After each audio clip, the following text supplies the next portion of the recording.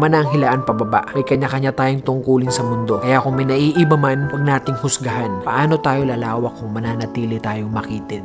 Spread the love, stop the hate. Dapat gano'n naman talaga ang gawin natin, di ba?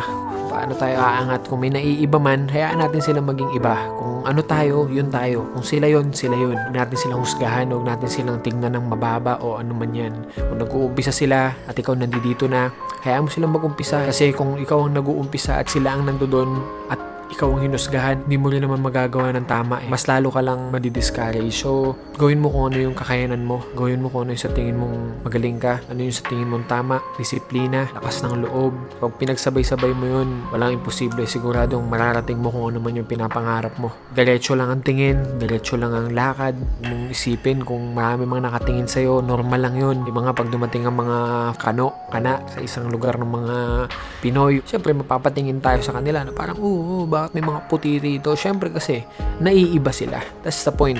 Kaya kung naiiba ka, normal lang na pagtinginan ka ng lahat. Kaya wag mong iisipin yun. Wag kang maiilang, wag kang mahihiya. Gawin mo lang ng gawin yung gusto mong marating. Tuloy-tuloy lang ang biyahe. Walang ibang tutulong sa sarili natin kung di tayo lang rin. Walang ibang maniniwala sa atin kung di tayo lang rin.